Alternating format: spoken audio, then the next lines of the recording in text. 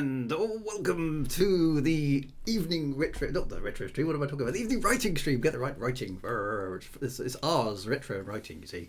Well, it's obviously writing doesn't have an R in it, but never mind. It sounds like it has an R in it. Welcome one and welcome all. And we have guests, of course, this evening. We have James Vigor, who I will introduce in a moment, which is always which is going to be great fun. More science fiction discussions this evening with a guest on the writing stream, which is always going to be fun to do. But before we do that, the thing is the thing, we must do the thing. So welcome one and welcome all to the stream. Mad Monksoft is here. First in the chat, congratulations, Mad Monksoft. You get a prize. Your prize is you're first in the chat. Dr. Quest MD is here as well. Hello, Dr. Quest MD. Good to see you. Have a Boo Boo is here as well. The Harkonnens are here, ready to invade Arrakis, and Arrakis is just behind, fighting off the invasion of the Harkonnens, which is always good to see. Commander JR19 is here as well. Penny Grubb from FBB. Hello, Penny Grubb. Always good to see you. Commander Dostal is here. Commander Terra Firma is here from the sunny lands of California. Chris Viking is here as well from the far eastern reaches of Scandinavia, I believe. I think it's far eastern from here anyway.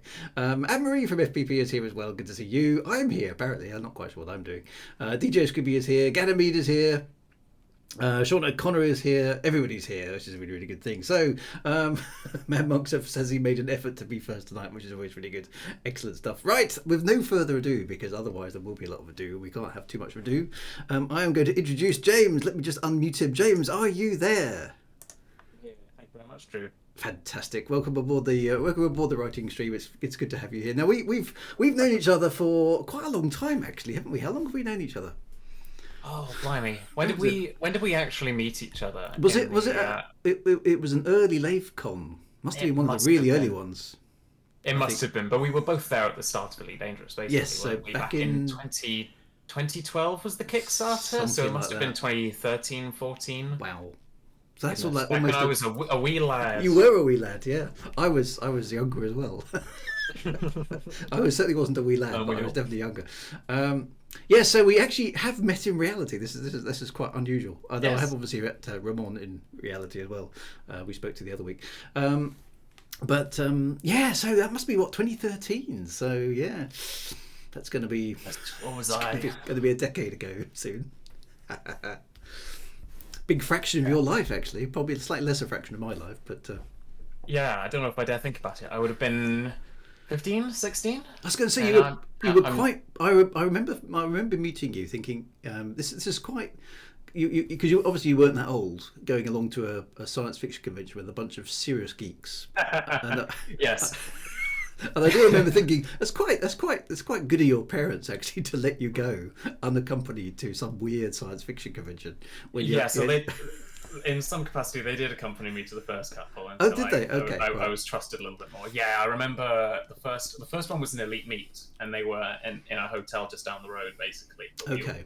We all walked to the same place and did that thing. So they were definitely there for that. And then eventually, I grew older and developed a bit of independence. So you were fine. That's really, really good. Okay, so that goes back a long, long way. So anyway, so for the benefit of everybody who's on the stream, who obviously won't necessarily know you, they may have heard of you actually, because we have, I think, talked about your book once or twice before, which is really good.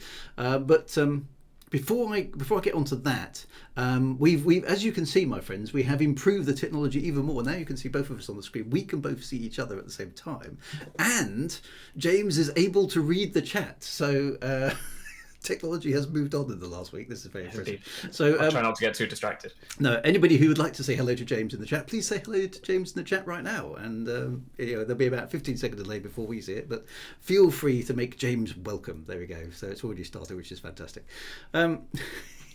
Yes, hello everyone. Hello Pete SB and Commander Terra Firma and Sean O'Connor. I won't try and keep up like you did, Drew, but hello everyone. I see you. Yeah, we can see the chat. This is excellent. Right, there we go. Brilliant stuff.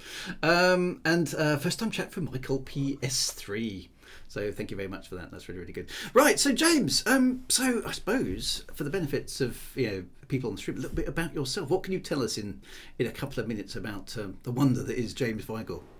One of the things I always struggle with off the top of my head. But hello, my name is James Vigor. I am, by day, I'm a game developer. I'm a programmer on, most currently a game called Fights in Tight Spaces. Currently available on Steam and I think a few other platforms. Okay. Otherwise, storytelling aspiring person. I say aspiring only because there are always other media in which to tell stories. Yeah, But well, you're I not have. you're not aspiring really, though, because you're already a published author, so you can't say you're aspiring because you've already achieved aspire, surely. That's to a degree, absolutely. Yep. I have a published book up here, The Reality Exchange. It came out a couple of years ago now, but I'm always happy to talk about it a little bit more. Definitely, definitely. So, I mean, have you been a science fiction fan all your life, or is that relatively new, or is it something that's been there since childhood? How? Oh, I guess. I mean, it's definitely always been there in some capacity. At what point I would say I was a science fiction fan, I don't know, but I've always been a fan of Star Wars and Yeah. all those other sort of IPs that have been there from the get go. I'm trying to remember all the big ones from my childhood. I was going to say, I mean, you must have been born. I don't want to ask you precisely when you were born. That'd be rude. But obviously, you're a child of the '90s, effectively, aren't you? So Yes, I'm late just trying to. 90s. Yeah. So, what sort of childhood stuff do you fondly recall in that sort of that sort of space? I fondly recall Phantom Menace on VHS. VHS. PlayStation 1, yes, VHS. Ooh, So yeah. I'm at least that old. Um, oh, blimey. I mean, getting on a little bit later, I remember when I was in, I don't know if it was late primary school or early secondary school, I started watching Star Trek with my dad. That was my first real introduction to it. Okay. We did a little bit of The Next Generation, and then when I started watching Voyager, that's when my interest really took Okay, off. so Captain Janeway and co. Yeah. Yes. That's my childhood favorite of Star Trek. I haven't really kept up with Star Trek in the same way, so I wouldn't call myself a Trekkie currently. Yeah. Fondly recall the Phantom Menace. Well, I fondly recall in the sense that there were a lot of good memories around it, and I think I probably, as it was a more of a staple of my childhood, look back on it more fondly than most people who grow up with the original trilogy. But I certainly remember. I'm pretty sure we had the actual VHS of the Phantom Menace. I remember my dad as one opposed night to saying, copying it off the TV. Yeah. well, that's what I was going to say. Is my dad asked me one night, "It's on the TV. Do you need a copy of it?" And I was like, "I've got it right here, but let me just check." So I put it in, and I remember seeing, like, my young childish brain couldn't tell the difference between actual lighting and some kind of video glitch. So I remember seeing in the early film, half of someone's face was cast in shadow, and I was like, it's broken. So I gave him the VHS, and he recorded over it from the TV one. So I had a perfectly good copy of the film, Right. and what I ended up with was a copy with all the ad breaks in the middle. Oh no. That I had to fast forward through. Oh. Yes. There you go. If you can call that a fond memory, there you go. I remember that. It's a memory, with your parents. That's quite good. So, which Star Yes. Wars? So I suppose you've had the opportunity to kind of watch them in what is effectively chronological order, isn't it? Did you do that, or yeah? Oh, what's I don't your remember. what's your favourite Star Wars film? I suppose is the question there from the chat. Oh, do we want to get that controversial? It's a little early in the evening. It don't you is, think? yeah. Well, It's, important things have to be decided early on, obviously. Stake of the ground. I couldn't possibly remember which Star Wars film I watched first. I think it must have been before I could really form a timeline of memories. I have to assume I would have watched A New Hope first, but Okay. I can't remember that for a fact. Yeah. I certainly don't remember watching The Empire Strikes Back and being blown away by the reveal of Darth Vader being Luke's father. I was probably too young to really understand the gravity of it, and as I was growing up, it's like, of course he was. I always knew that. Yeah, it's kind of one of those. Yeah, I mean, my generation obviously saw that firsthand because there wasn't any preamble to it, which I suppose maybe had more impact. But my favourite film is still A New Hope because it's. I just remember being utterly blown away by it in the cinema.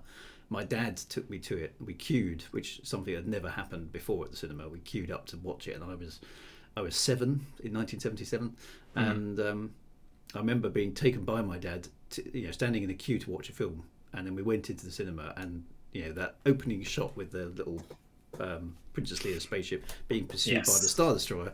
I'd never seen anything like it, and even my dad had never seen anything like it before, and he quite liked science fiction. He liked his science fiction a little bit more kind of Arthur C. Clarke rather than kind of more adventure-y. But he came out of cinema and said, "I have never seen anything like that before. That was amazing." And I remember him being actually jaw-droppingly impressed by Star Wars, which was quite cool. Excellent. So I could divulge my favourite, but given the fact that we're already getting threats that if it's anything other than A New Hope, Mad Monksoft is going to turn off the stream. That's right. Probably best I keep that one to myself. You're probably getting the vibe of the average age of the readership now by this point. Yeah. Anyway, we are here to talk obviously more about partly about your book, but also around the the subject of MABLE, which of course is Fantastic Books Publishing's massive. Let me get this right. Massive. Otherwise, I'm going to be shot by Anne-Marie and Penny. Massive autumn book event launch event. Is it launch event? Launch event. I know. Something like that. Anyway, so and they're showcasing a number of books, of which yours is one, yes. which is great. I suppose before we get on to the actual book itself, what prompted you? I mean, what is there, I suppose, in your childhood or young adult life that's kind of pushed you into a place where you wanted to write a book? Because you've done it, and that's quite a significant achievement to have actually written a book, got it published, and so on and so forth. It's a big piece of work. So what's behind your desire to have written a book? For like so many other things I've said so far, I just, for as long as I can remember, always loved writing stories. Right. I lapped up every creative writing exercise we had at school. I remember as a child just scribbling down little. I only got like a page into it before I got bored, but the basically fan fiction of Buzz Lightyear or something like that. As I was, but I just loved writing, and I just wanted to be able to tell stories, and for so much of my childhood, I gave it little goes, and they would always be, on reflection, a really obvious rip-off of something else. Right, yeah. That's fairly common, though, isn't it, when you're young? Yeah, of course. But, yeah, it was just something that I always felt like I wanted to do. And I did have a couple of ideas that I thought were good enough to sort of give a proper go. And I would try them, and it didn't really seem to work, and it fizzled out, and it just kind of got left behind. And about the time I was in year 12 or early sixth form, or maybe slightly earlier than that, I remember just getting an idea. I can't remember how it came about, but I remember an idea starting to form in my head. And I thought, I was in the middle of my A-levels. I'd tried enough times before that I wasn't just going to leap straight into writing something again, because of how well that had turned out in the past. So what I basically did was I said, I'll wait until I'm done with my A-levels. And at that point, that was like 2 years down the line. I was thinking, if it can last that long, it must be an idea I'm passionate about. Yep. And at that point, I'll be at uni. And that's the point where I figured I would be trying to make the life that I wanted to make for myself. And if writing was ever going to be a part of that, that was the point that I was going to do it. Lo and behold, A-levels passed, and that idea had only developed in my mind into a much stronger concept. Okay. And my interest in writing that story never went away. So I got to uni, and I just started at that point. It was kind of it was a trial run almost, just to see if that idea had legs. But I wanted to write it that whole time. It was just after that time I felt like it was actually worth giving it a shot. Okay, so that's quite cool. So you had time at university to do it. Obviously, they don't work you hard enough anymore. Or is it? I mean, you do have time to manage your own affairs, obviously, at university. So was that a piece of freedom that allowed you to kind of a bit more space for the creative stuff? Because obviously school is quite regimented, and obviously home life is quite regimented when you're at that age. So I don't know if I could have done it around sixth form. I can't remember my schedule at that point well enough to say if I would have had time. I obviously had other things I wanted to be doing with my time as well, and so yeah, I suspect if I did start writing it then, it probably wouldn't have worked. At uni, I must admit, I was never part of the big social crowd. I wasn't always going out to clubs. I didn't go out drinking very much. Yep. I was much more reclusive. I did still have friends. I developed some lasting friendships. I met my girlfriend there. Excellent. Yep. And so it was still a healthy social environment, but to the point where, well, I was reclusive enough that I was also able to write a book in that time. Though it did take most of the time that I was at uni to actually do that. Okay, so it's quite a long. I mean, you're doing it between everything else, obviously. So yeah, it takes a bit of time. Yeah. Yeah. So we'll talk a bit about the premise in a minute. But what sort of stuff is in the background that you would cite maybe as inspirations for what you've written? What sort of sci-fi, fantasy, or anything else that's kind of, you could say, I can kind of, obviously you've gone through that writing stage where when you're young you tend to fan fiction things, and that helps you at least string together ideas, right? But what's in there in the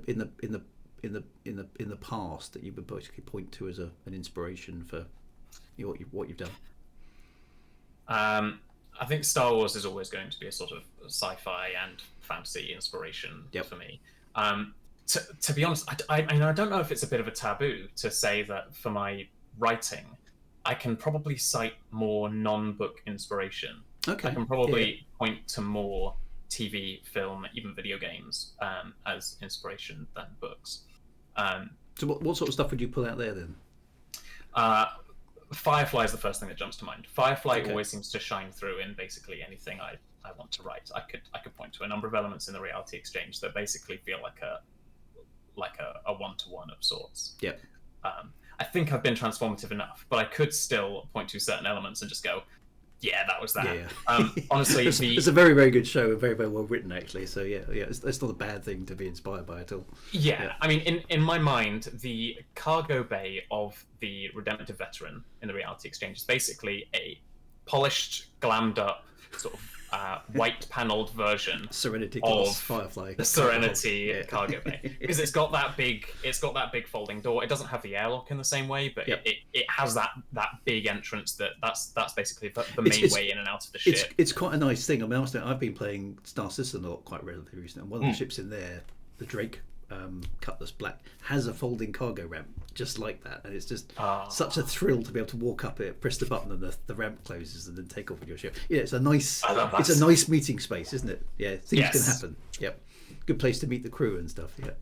Yeah, absolutely.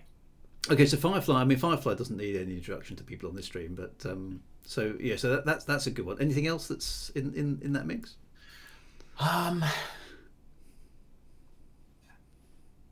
So there are definitely video games that I would point to as well. I would say that particularly recently, small indie video games are getting really good at telling particularly sort of small character-centric stories. Even they're really good and really efficient at it as well, particularly drawing out emotion and with very few words.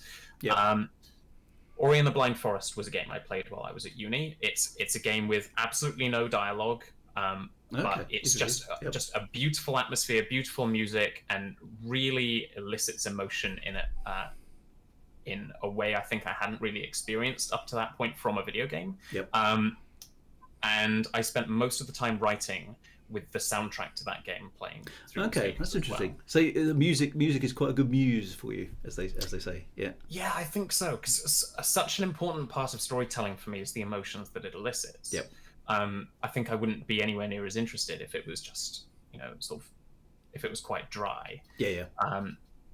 So yeah, and nothing quite elicits emotion in me like music does. Okay, interesting. That's really cool. Yeah.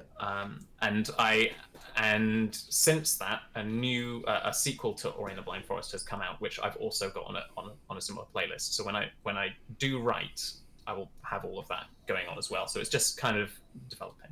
Interesting. I mean, there's a few people in the chat mentioning that. Some people, JL likes writing to video game soundtrack. That's quite cool. And Sean says the student music is the first thing I tell. I must admit, I've got a track that I find oddly conducive to writing, which is something called the Dartmoor Symphony, which is not a particularly mainstream piece of music. It's a very slow and sonorous kind of classical arrangement of horns and things. It's quite kind of very, very laid back. But my brain goes, writing mode. It's cued. That's the perfect kind of music, though. Yeah. So I completely agree with Sean O'Connor in the sense that if I was listening to pop music or anything with a real sort of upbeat tempo that kind of gets the blood pumping, that's not the kind of stuff I want. No, that's impossible to ignore, isn't it? Because you start humming along to it. Yeah, or just singing along, and I can't focus on the words I want to write. I'm focusing on the words that are coming into my ears. So no, it has to be something chill. But I don't think my brain is as engaged with the task if I don't have something just sort of filling the air and making it feel like, because otherwise it just kind of feels a bit sort of empty and hollow, this sort of environment. I just need something to make it feel just that little bit warmer, that little bit more engaged, and just it really helps me focus on the piece. So I don't think I could do without it. There you go. There's a question for you from Glenn there, a Commander Terra Firma, so feel free to go with that one. Is the Reality Exchange a standalone novel, or do you think you will plan to make a sequel for it? He's pinching our questions from later on in the chat, Mr. Glenn. Well, that's up to you. Do you want to wait for that for later on? Quite happy for it. Answer it as it goes, because it's better for people watching later on. Okay, so this is how much am I allowed to say? So this is all top secret stuff now, so no reveals. It's no reveals, but I will say that I have a few things on my mind. I have 3 different things, would you believe? So, the Reality Exchange, when it formed in my mind, it was a standalone story.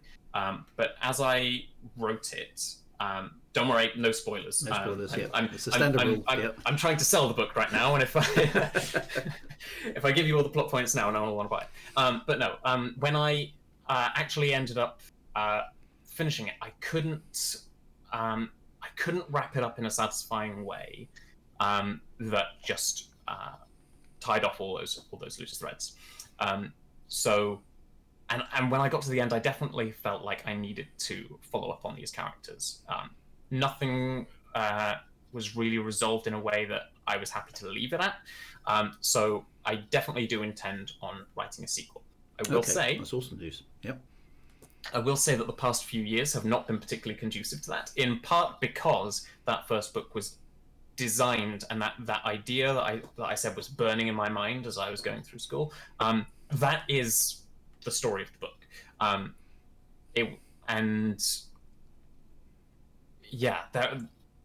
There are a lot of challenges to now following up on that in a way that feels right. Yep.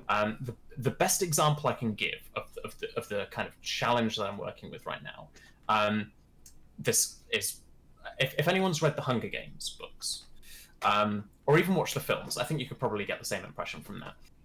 But when I read those myself, I got a very particular impression of what was going through the author's mind as she wrote the books. Yep. One was, I've actually got a pretty cool idea for a story. I'm going to write this. And it did really well. The second was, now I've got to carry this on, and I've got to meet or exceed the expectations set by the previous book. But it was that sort of unique idea that you can't. How do you then? So she ended up basically writing the same story again. Yep. I felt that was a very strong criticism, but it was well deserved in the second and the third book. Yeah, well, the third book, I would say, went completely the other way, to the point where it invested so much in tying off the plot threads that it actually lost any of what made it an interesting and unique premise. Yep. So it turned from brutal blood sport of the corrupt elite throwing children into an arena and forcing them to kill each other. Yep. Compelling concept, to an action film where they just kind of have to take down the corrupt government, and all of that originality of the previous ideas were lost. Yeah. I'm not saying I have a better idea how I would have rounded off the story. I haven't really put any thought to it. It's perhaps not fair to completely criticise things if you haven't got an alternative. But I know exactly what you mean. But, yeah. So that's what I'm keen to avoid with the Reality Exchange. I don't want to just rehash the first book, but I also don't want to just go, let's turn it into a completely different genre so that I can force it to a conclusion. Because no, that makes a lot of sense. I mean, my approach on those has always been to plot all of the books before I've written them, but that doesn't always. That's quite a lot of work as well. So it may or may not work.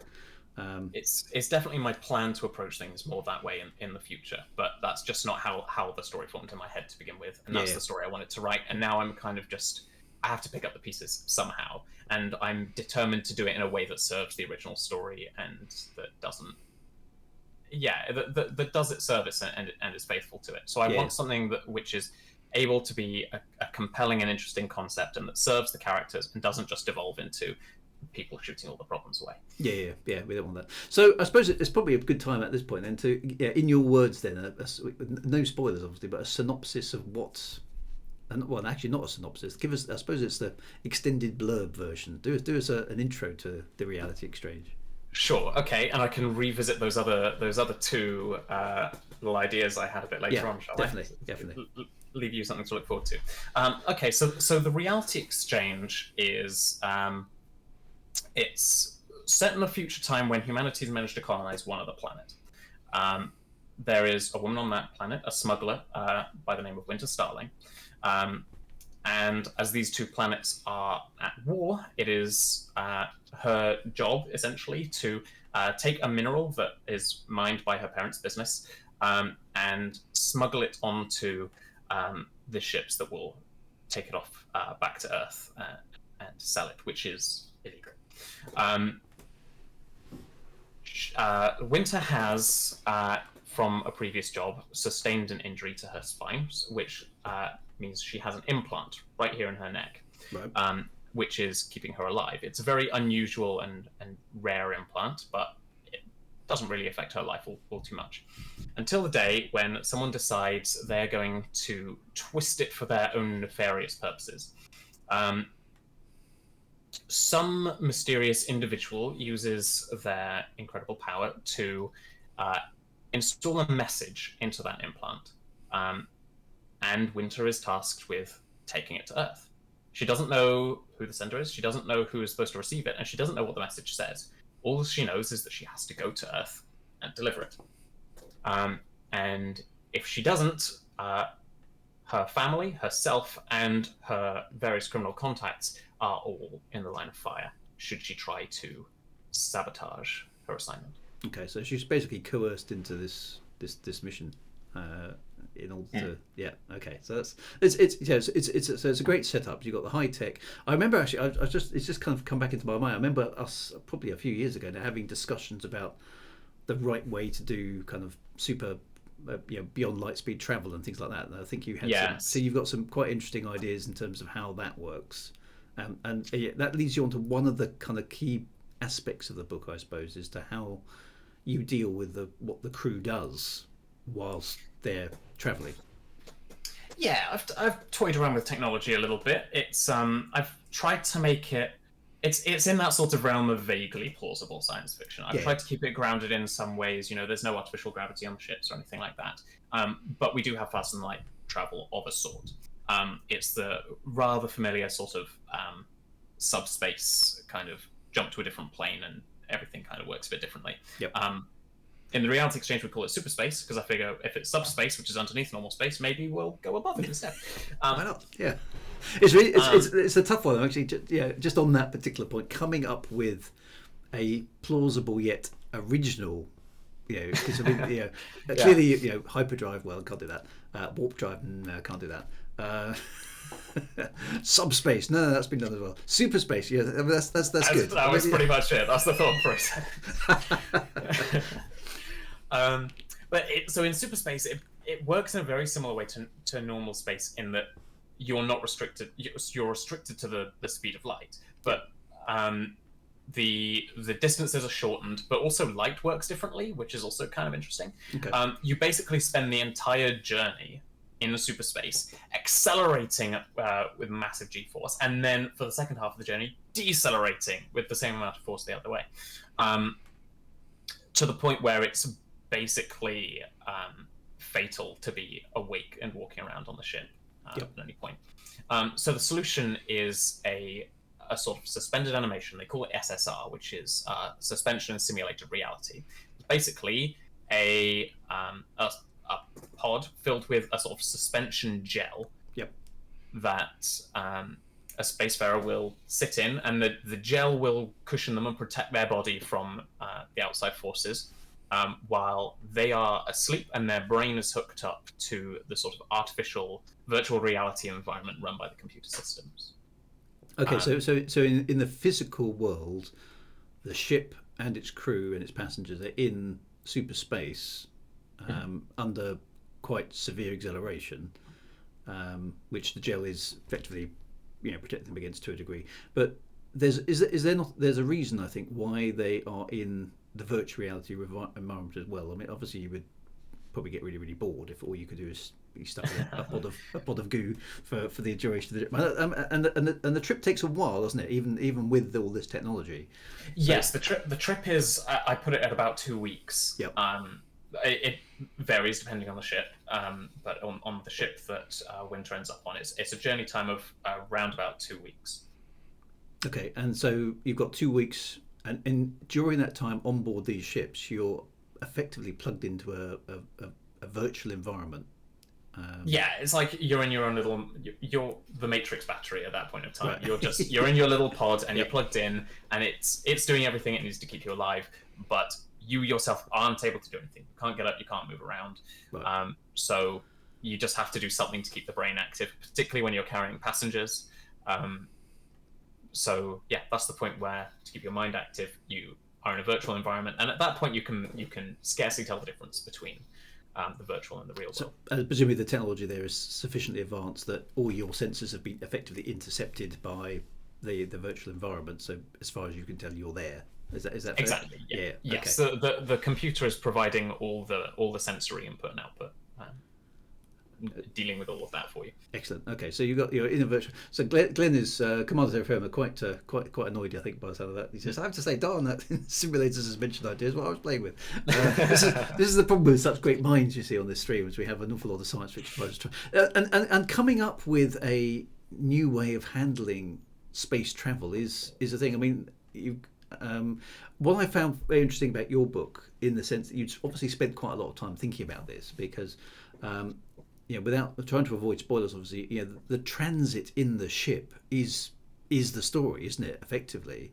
obviously there are some external elements that come in which we probably can't touch on because they are spoilers. But yeah, I wouldn't talk about that too much. But we've got a little bit at the start, which is on the ground, obviously. Yep. Yeah, absolutely. Until Winter gets on the ship, and at that point, basically at that point, we're spending the majority of the story on the ship. Yeah, don't let Drew spoil it. No, I won't. Though I'm just interested because if you compare and contrast to something like, let's say, Star Wars or Star Trek, the warp drive or the hyperspace is a means of getting you to the next chapter, really, isn't it? It's the next beat of the story. We're now en route to Coruscant, or we're going back to Vulcan, or whatever it is, and stuff clearly does happen in space, but most of the time in Star Trek, the warp drive or the hyperdrive is a means to get you to the next thing that's going to be exciting, which is usually probably involving a planetary surface or something. Whereas you've actually decided that the actual voyage is basically the main stage, which I think is quite interesting. It's different. Yeah. So was that I suppose so the virtual reality thing and the space travel was that the idea that came from from way back when, that you felt compelled? It was those two elements mixed together that you really wanted to explore? Honestly, I struggle to remember what it was specifically. It was so long ago, and the story developed so much in that time between that point and even my first draft. Yep. Or even just the synopsis. I think it would have been to avoid spoilers, I won't say what it was, but I think it's the main event of the story, which is right there in the middle and is happening on the journey, which is necessarily intertwined with some of those other elements. Yep. So is that I mean, and the inclusion of virtual reality, would you say that is down to potentially that technology being a thing in the last few years? Were you inspired by the virtual reality games that have been around in the last decade? Because I mean, for example, if I had been trying to write your story as at your age, I don't think I would have been able to envisage any technology like that, because such a thing hadn't even been thought of as possible, I suppose. I don't know. I mean, what do you think? Was VR an inspiration for what you've done? I guess it must have been. It was. Yes, I would have definitely have had to have tried at least the first version of the Oculus Rift developer kit the DK ones at that point. Yeah. I'm sure that left an impression on me. I mean, like I say, it was so long ago. If I had to try and say exactly where my inspiration came from at that point, I'd really struggle. But I have to assume that played a part. Yeah, it's interesting to see what experiences. I mean,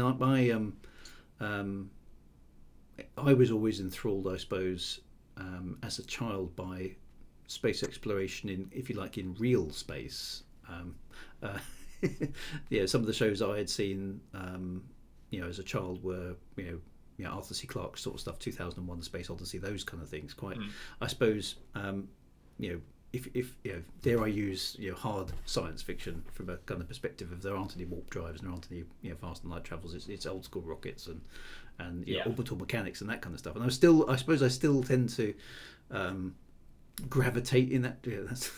Gravitate. See what I did there.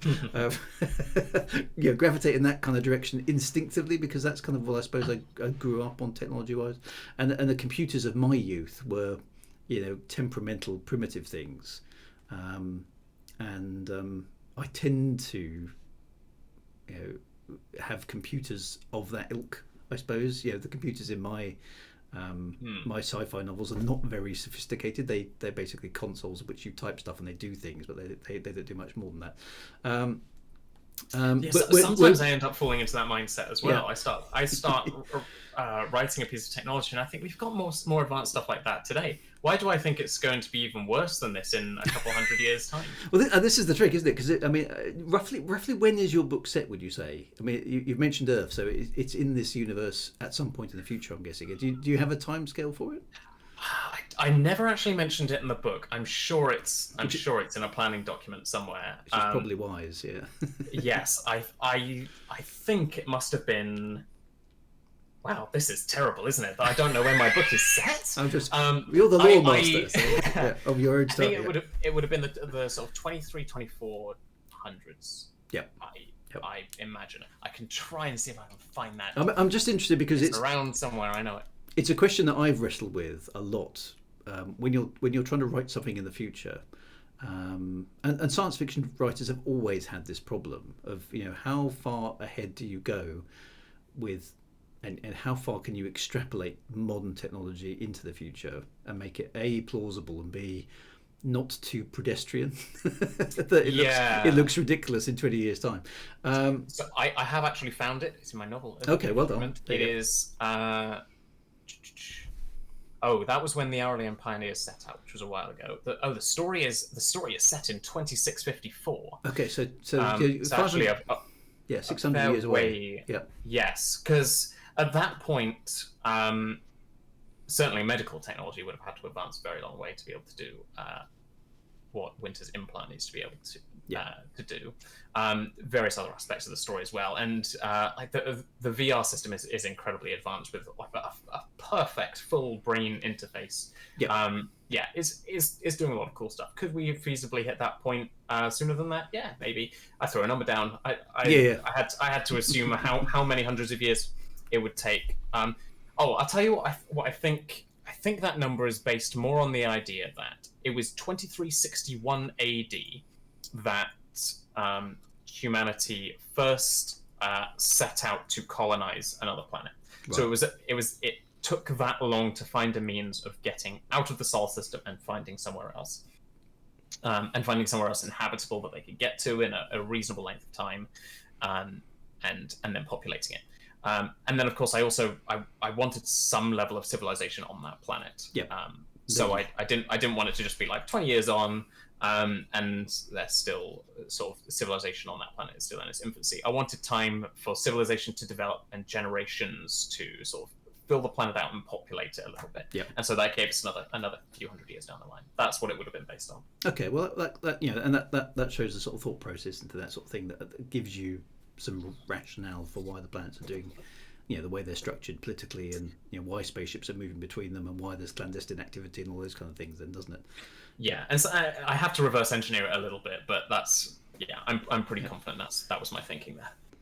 So you've got advanced space travel, you've got very advanced medical stuff, you've got very advanced virtual reality environment. So what I also found interesting, which I did like in terms of the characterization that you have of the different people in the book, is that humanity's social constructs or social evolution doesn't seem to have moved on at all. There's still basically selfish people, aggressive people, nasty people. All of humanity's traits are still on display. So, the hasn't changed in the last 600 years, has it? Exactly. So, I mean, it's interesting. I mean, the technology's moved on, and various other bits and pieces have moved on, but it's almost like society has taken its problems with it into space and hasn't really learnt from much. You've still got quite a basically humanity's bad side is still on display. So was that a conscious choice that you were avoiding the sort of slightly Star Trek utopian feel where, well, we don't need money anymore because we all work to better each other, all that sort of stuff? Yeah, I guess when you have something like that Star Trek utopian idea, you need something quite exceptional to come along and upset the balance. And I think in Star Trek that tends to be alien races. Yeah. Not that there aren't also humans with their own corrupt agenda. They are, but they're certainly the exception to the rule, I would say, in the Star Trek universe. And I didn't particularly want to toy around with aliens too much in this. Yeah. It's hard to do aliens, isn't it? Yeah, but I was still. Bear in mind, Elite Dangerous was still a huge inspiration at the time, and Elite Dangerous doesn't really toy around with aliens all that much. I know the Thargoids are very much a thing, and I'm sure. I think there are another. Was there another alien civilization at some point? There was an extinct one. Lawmaster Drew Wagar? Yeah, there was an extinct one called the Guardians, which is, but they're millions of years gone, alas. Right, of course. But yeah, so I mean, at the point that I was at, Elite Dangerous didn't really have any aliens in it, and we'd all heard of the Thargoids. But at that point, I was quite enamored by the idea of sci-fi that didn't have aliens. That was quite cool. And I thought I quite want to have a look at that as well. So it's more looking at the human condition. So you basically take us and put us in, more advanced tech, but almost as some of the other bits and pieces have been left the same. Humanity is still as it was. Yep. I think for a story, I think humanity would be quite boring if we'd managed to get above all of our petty squabbles with each other. I mean, the background of the book is set on this conflict between Earth and R.L.E. basically because Earth has extinguished all of its non-renewable resources. They're having to use all this stuff now basically out of necessity. Yep. And then the ones who went and colonized R.L.E. have got a whole new planet of all this stuff they can just burn through. Earth says, hey, we sent you there, we want a piece of that. And they go, sort of, we got this for ourselves. And then the conflict arises politically, obviously, between the two. Yeah. Yeah, exactly. So Earth's side is basically based entirely on entitlement, and R.L.E.'s side is based on hubris. Okay. So the whole background is based on the issue of humanity. There really isn't a good side in this fight. They're just people fighting because they want to fight. And there's resources in question, and there's an advantage to be had and stuff. Yeah, which is nice and gritty and quite realistic, which I do appreciate. So is that so you've kind of got Earth there having consumed all its resources. Is that do you feel as a child of the 90s and a young man of the noughties and the 10s, is that something that you've put into your stories because you've grown up with that increasing awareness of our current predicaments on the Earth, and you've put that into your stories as a sort of a basis, or is it just sounds good and it works?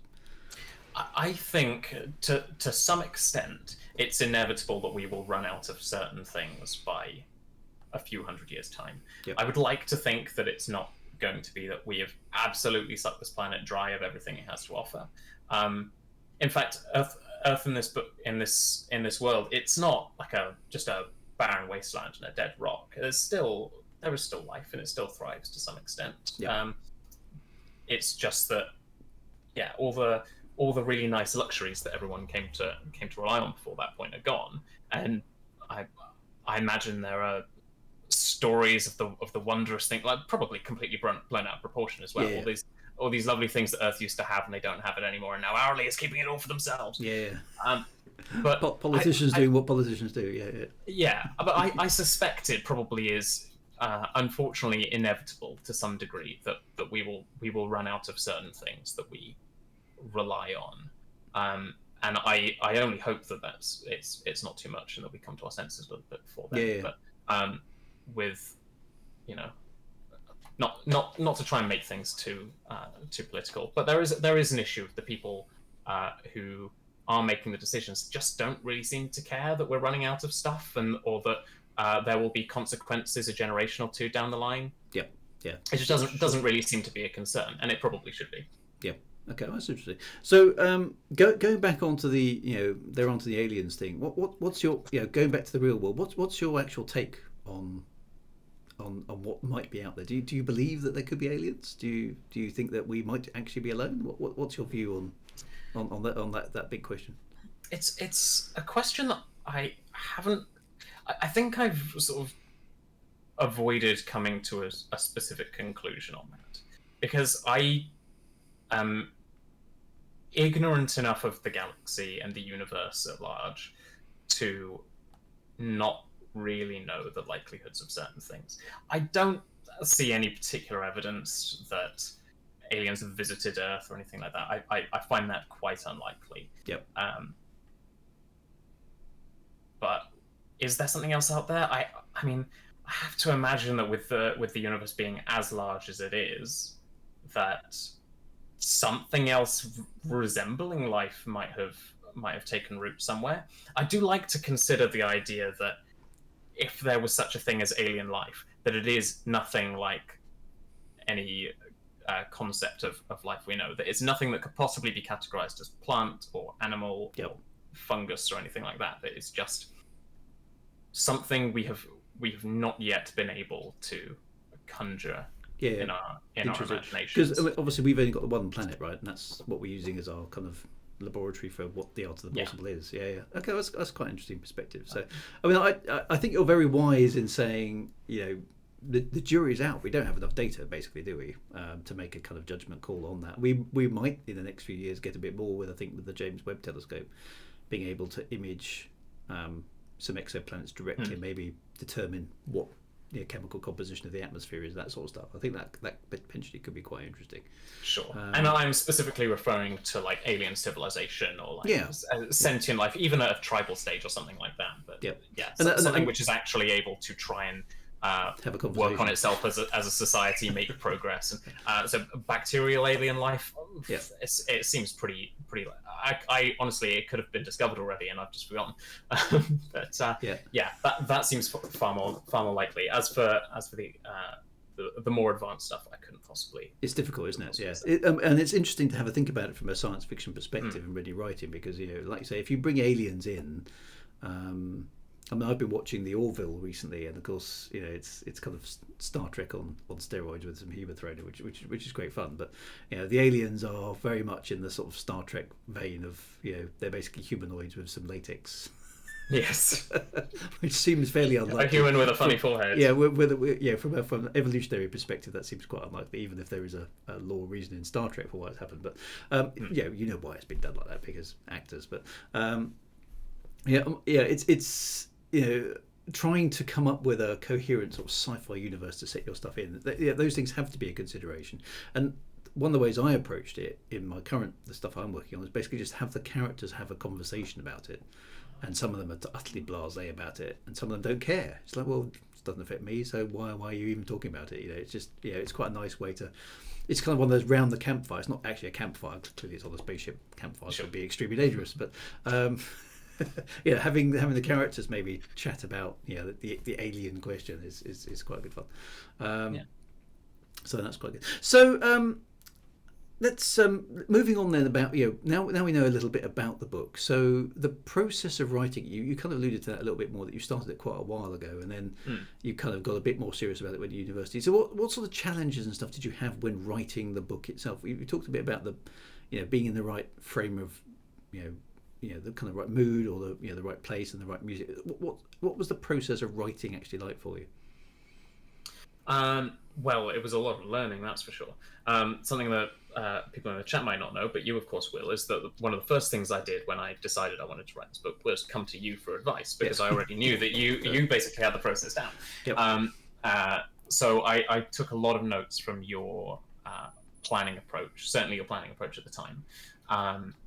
And I tried to sort of make that suit the story I was trying to tell, and my own style, because I know that just doing things the way that someone else does, you've got to make particularly in a creative process, not everyone is going to do things the same way. So trying to figure out the depth of the planning that I needed to do was certainly one challenge. Creating a strong synopsis that really we wove everything together and told every point of the story. More challenging than I thought as well. And definitely there were points, particularly near the end, which have been completely changed for the final story. I think that was even the synopsis that I sent to FBP. I was like, what do you think of this? And then when I actually sent them the draft, it was a bit different. It wasn't the same. Excellent. Yeah. Just like the final. Again, I can't say any specifics, but certain things I think did get tweaked. I don't know if they got noticed. Certainly no one said anything. And then when it came to actually writing the manuscript, at that point I hadn't written anything creatively properly for quite a while. So I think trying to find my voice was difficult as well. I was trying various techniques that I was using well in some areas, and some areas I was just kind of completely ignoring. It felt a little bit disjointed and not particularly cohesive. Yep. So taking a bit of time to actually find my voice was certainly part of the process. Did you find you wrote the book according to the plot that you developed, or did you do that in kind of a chronological kind of a way, or did you jump in and out of it and come back to bits because you got stuck, or how did that process work? I mostly wrote it start to finish. Okay. So when I had my synopsis, I decided I basically figured I want a book of around about 80 to 100,000 words. And I knew roughly how big I wanted a chapter to be. So I basically just gave myself a target, 30 chapters, 3,000 words a chapter. I gave myself a spreadsheet with the current word count and the target word count of each chapter, and about a sentence, just a line basically of what happens in that chapter. I had a more detailed breakdown where a chapter was a paragraph, but it was basically, these are the points I need to hit in this chapter. And I've talked on this before as well. Basically, every chapter was its own small story.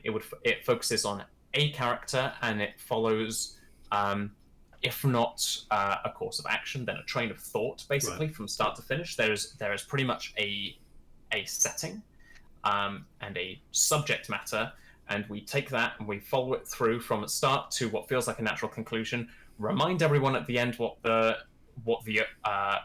other threats are and everything else that's going on, and each chapter feels like a fairly cohesive narrative at that point. Yep. So I was writing it mostly chapter 1 through to the end. I remember which chapters was it. I think it was probably just a couple near the end, chapters 27 and 28 or something like that, that I just couldn't actually get myself to write in that moment. So I just decided I was going to skip over those, and I ended up coming back later after writing some notes about vaguely what happens. Because, I mean, as well, being so close to the finale of the story, it's got to be good, right? So Yeah. You've got to make sure the denouement, as they say, is excellent. Yeah. yes, and then once I had it all, I think it must have been my second or third draft. I decided to completely rewrite Chapter 7 as well. Chapter 7, I mean, it's not a particularly spoiler heavy thing. It's basically a chapter where we take one of the characters, get the and take the events that have led up to that point and see what does this character think about everything that's going on, and that thought process is very important for setting the stage for what happens for the rest of the book. And basically, the original version of that chapter was that character entirely on their own, just thinking about things in their head. And to a certain degree, it worked. It just felt like it was missing something. So I basically ended up scrapping the whole thing and put that character in there with another character who I felt like the story wasn't really serving too well. And suddenly it all started feeling much better, much more fleshed out for both of those characters and for the clarity of the thought process that was going on as well. So it was definitely a good change, but it definitely, I think it's a good example of trying to find my feet while I'm writing, because my first go at that chapter just was not it. Yep. So it's interesting. It's good that you were able to recognise that and then go with a critical eye, which I suppose is shows that you mature as a writer over a certain period of time. You can go back and go, I'm not happy with that. That doesn't quite do what I want it to do. Yeah, I'm sure I made it into my first draft as well. I've probably still got a version of it somewhere, though I don't suspect it's particularly interesting to read back. But. Yeah. So, but always keep it because you never know. Yeah. So yeah, that's interesting. Okay, so a few more questions on that then, Professor. So do you've written chronologically mostly, and you've gone back and edited a few things. So that leaves you with a draft. What do you do with it then? Do you go back and edit it seriously yourself? Do you give it to other people? What do you do to kind of move it on to a more finished manuscript? Yeah, I gave it around to a few other people. I gave it to my family. My stepdad Eric, in particular, he's got a really good eye for editing. He's a university lecturer, and he reads through a lot of dissertations and edits those as well. He's also read a lot of fiction, which helps. So his eye in particular was very valuable on. Getting the story to a good point of polish that I felt like I was able to send it off. So yeah, I definitely got other opinions first, but I didn't have a particularly large pool of opinions to source. It was mostly just my close family. Okay, and that gave you a chance to redraft a little bit based on what they had said and. Yeah, just enough to sort of pick up any typos that I'd missed or obvious grammatical issues or anything like that. And, okay.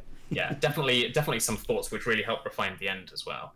So did you get were you doing at that stage, were you doing a sort of pass for grammar and typos and things like that, or were you looking for feedback on the actual plot and the characters and the dialogue and things like that? What was the sort of brief that you'd given your family as to what you were looking for? Or was it just, what do you think?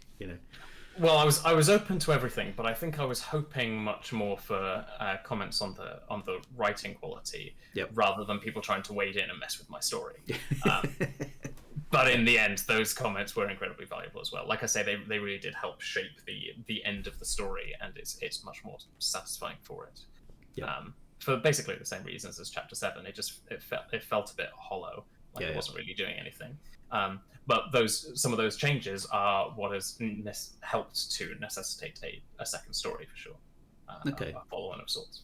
So that's quite cool. So I mean, I must admit, I've incorporated reader feedback into my drafts at quite big levels as well. I mean, I remember my first Elite book, that the ending of that was quite significantly changed by some reader feedback, and the Shadewood stuff that I've written also has had quite a few inclusions or tweaks, as by rounds of people reading it before it kind of is finalised, to kind of get the impression. And some of those, occasionally those things surprise you. You sometimes look back and think, why the hell didn't I spot that? Yeah. And sometimes you go, actually on balance, I think they're right. You might actually, it would work, but it would probably be better if it did it the way they're suggesting. So it's interesting to see what sort of things. So I suppose that brings you on to, okay, so you'd written this book. Did you have a mind to, have it published in any particular way before you were writing it, or did the idea of publishing it come to you while you were writing it, or how did that work? Were you aiming to get it published with Fantastic Books, or were you had you not thought about that at the beginning? The aim was always to approach Fantastic Books with it. Like I say, I was in with Elite Dangerous at the time. The idea of science fiction novels, particularly through FBP, was on my mind basically the whole time while I was writing it. And I was thinking, I've got a novel idea, I want to write it. If I was going to take it to anyone to publish, why would I go to anyone else? They're right there. And it just so happened to work out perfectly well in my case. But yeah, that was always pretty much the intention from the get-go. And so what was the process then for you sending something to them? Was it had you sort of teased the idea early on how would you Yeah, I teased it a little. I'd sent a message to Dan Grubb on Facebook and just said, theoretically, if I wanted to write a book. It's always a good hook. It's always a good hook to get down with a theoretical question. Actually, that works. Theoretically, there. Yeah, very good. And I remember his first message back to me was when I said, "Where should I start?" He just said, "At the beginning."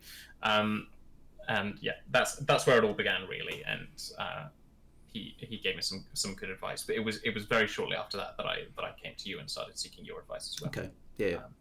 So that was, I mean, my source of guidance was FBP, even right from the start, even before there was any concept of getting anything published through them. FBP and its authors were the best resource I had. Yeah, so you getting started myself. You knew some people as it were, and you could bounce ideas on them. So is that? Yeah. I mean, so the experience of then getting somewhere and having a draft that you could submit to them. What did that feel like? What was going through your head as you go? Right, here you go, Dan. What do you think of this? How did that work? Well, it was a long process. I wanted to get the story written out in full, at least in a rough version first, because I've known from all my previous attempts how hard it is to get even one chapter done, let alone a whole book. Yep. So yeah, I knew that all I had to do for my submission was basically the synopsis in the first chapter. And I had the first chapter in the bag for a long time, but I had to get through to the end first and be satisfied with that before I sent anything. And the synopsis itself is quite a hard thing to write. I find a synopsis one of the most difficult bits to put together, because you've got to kind of explain the entire book in a way that's not hypey. It's not trying to sell the book. It's literally just explaining what happens in a very dry kind of a way, isn't it? And I find that very hard to write. It's a challenge for sure. But it's something that, like I say, it really helped me in the end to have that written down, because then all I had to do was split it into some nice easy paragraphs, and suddenly it's a chapter plan. Yep. So I ended up writing that for myself to begin with, and when I had to send that off to FBP, it was I had to tailor it and tweak it a bit and sort of fill in some gaps that had otherwise been left a bit ambiguous, but otherwise it was sort of already there. The challenge was just figuring out what the story was going to be first. Yep. So presumably then you've got a draft you're happy with, you send it off to FPB, and they what was their response? Was it, yes, this is great, we want to see more of it, or great but with reservations, or what sort of happened at that point? Yeah, more the latter. There was sort of seeds of this could be good, but lots of notes, make these tweaks first. Yep. And I think I seem to recall I made those tweaks quite quickly and sent it off. And there were some long wait times, obviously, because I was a new author, and it was it was a new book, and they're getting a lot of people. Yeah, very, very busy. So that was just kind of part of the process. So there was a lot of, I can make those tweaks, sure, easy, I can do that. And I was sort of learning as I go, getting to grips with what made my writing better, the kinds of things they were expecting from my work as well. And then I sent off that first chapter again. I can't remember if I had to do a third submission of the first chapter. I don't think I did. But I think at that point it was still we have some notes, but we're ready for the rest of the manuscript at that point. Yeah. There were a lot of individual submission steps. And I think the whole process from starting to write the first draft to publication was in all about 5 years. Right. Wow. Okay. Yep. And that first draft, God, how long did that first draft take me? It wasn't that long in the grand scheme of things. I think it was probably something like 9 to 12 months for the first draft. Yep. So doing bits and pieces throughout uni work, and then after that it was waiting for submissions to be read and reviewed and sent back to me, and then making those tweaks. And obviously, when you send them a full manuscript and they send you back all the notes, then the process becomes a lot longer. Yeah, so that's probably presumably my next question. Actually, is when you get that, when you got that back, what did you think? I knew that I was expecting a lot of notes. Yeah, of course I was. It was my first book, and they're expecting a professional quality of novel because they're professionals and they have to publish it and they have to invest in it. So yeah, of course I was, on one level I was expecting that, but then it is another thing to actually get it back. And when you've been pouring hours and weeks and months of your life into creating this story, which has been so dear to your heart and has been in your brain for you, and they're like, can you just change this? And this and the other thing as well. Oh, this bit here is completely full of red ink. Yeah, track changes. Yeah. Can we just delete all this and it'll be much better? No, but I slaved over that. That's my best bit. Yeah. It's quite tough. So I mean, of course it was a bit gutting in places to know that I had to cut certain things, but at the same time that's the process. So it was there was. Yeah. I definitely approached it with a pragmatic attitude, but how can you not look at the changes you're having to make and go, oh, but why? Really, all that sort of stuff. Yeah. So what sort of things did you run afoul? I mean, you give an example. The sort of stuff that I ran afoul of in the early days with editing was I had too many adverbs. That's a lesson I learned very early on, and I tended to write things out of my viewpoint was quite often incorrect, i.e. classic example from my elite novel Reclamation. Now, I wrote this amazing scene. I don't know if you recall the story. I think you've read it, but when I have, I might remember a little bit. Yeah, so basically Salome's crashing on a planet, right, in an eagle, I think. And I wrote this amazing scene where all the cargo canisters come loose during the crash and smash to pieces in the cargo bay, and there's debris flying everywhere, and a hole is punched in the side of the ship, and all this stuff. It's great. It's really, really good. It's really exciting. It's really dynamic, and dust and debris is flying about. Fantastic. And the editor basically said, "It's great, but you can't have it." I said, "What do you mean? What do you mean I can't have it?" He says, "There's nobody in the cargo bay to experience this." And they were right. And I said, my problem was Salome was in the cockpit, right? So all she can experience, because I write, my novels are third person. I suppose I could have had a video feed, maybe gotten away with it, but that's not very satisfactory. But Salome was strapped into the pilot's chair, so as the ship is crashing, she could possibly maybe hear some thumps and some bangs from behind her, and maybe articulate the thought that something was coming apart in a bad way at the back of the ship. But I can't do cargo canisters flying around. And I suddenly thought, and the editor basically said, "It's great, but you can't have it. This scene doesn't work." So I had to rewrite that quite dramatically in order to make sure it was only from her viewpoint as the ship is crashing. And it's little things like that I had to wrestle with and go, that's a learning point for me. So I'm much more nowadays, which POV am I in? I'm very strict. Okay, if they can't see it, they might be able to hear something, but that's all they're going to, only the sensory inputs for that person at that particular time is what you can have in the story. And if you want something else, you have to have somebody there, to experience, because it's not a movie.